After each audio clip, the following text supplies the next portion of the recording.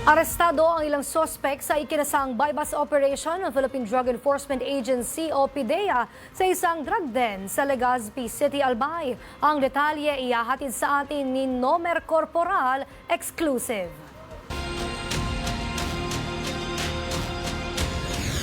Tinatayang mahigit sa 200,000 piso na halaga ng shabu ang nakumpiska ng PDEA sa ikinasang bypass operation sa Purok 3 Barangay Orosite, Legazpi City noong linggo.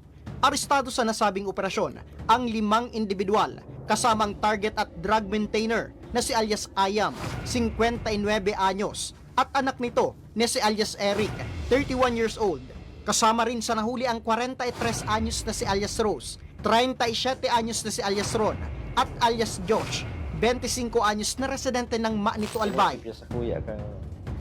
Ayon kay Agent Trinoe Bregel, ang provincial officer ng PDEA, mismong opisyal ng barangay ang nagpaabot sa kanila ng impormasyon patungkol sa illegal na gawain ng mga suspect.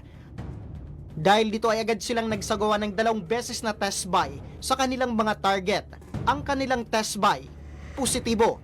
Bukod pa sa kanilang pagbebenta ng illegal na droga, ay nadiskubre rin ng asset ng PDEA na ginagawa na rin palang drug den ng mga suspect ang kanilang bahay. Kaya naman agad na nagsagawa ng operasyon ang PDEA Albay, katuwang ang Legazpi City Police at Regional Maritime Unit 5. Dito ay matagumpay na naaresto ang target at anak nito at 3 pang individual na naaktuhan pang gumagamit ng ipinagbabawal na droga. Sa validation, na-found out nung ating mga agents na yung bahay nito ni Ayam ay ginagamit or habitually na pinupuntahan ng mga drug personnel para gumamit ng illegal drugs doon. Maliban sa droga, nakuha rin sa posisyon ng mga suspect ang ilang non-drug items, kabilang ng 3 brass knuckles. Ngunit depensa naman ng mga ito. Hindi ka man sir nagbebenta?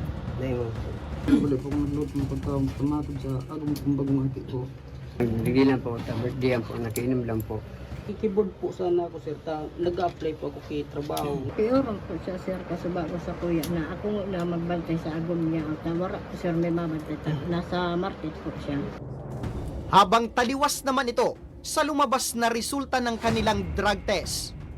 Nung nag-volunteer sila na magbigay ng urine specimen or yung ihi para ipa-drug test, meron ng resulta. Lahat sila positive sa paggamit ng pinagbabawal na droga, specifically shabu yung kanilang drug test. Saktong alas 10 ngayong gabi nang matapos ang isinagawang inventaryo ng PDEA sa mga nakuwang drug at non-drug items, habang ang 5 suspect na nahuli, itong nasa likod ko, ay idadala na sa PDEA, sa opisina ng PDEA Albay para sa formal na disposisyon.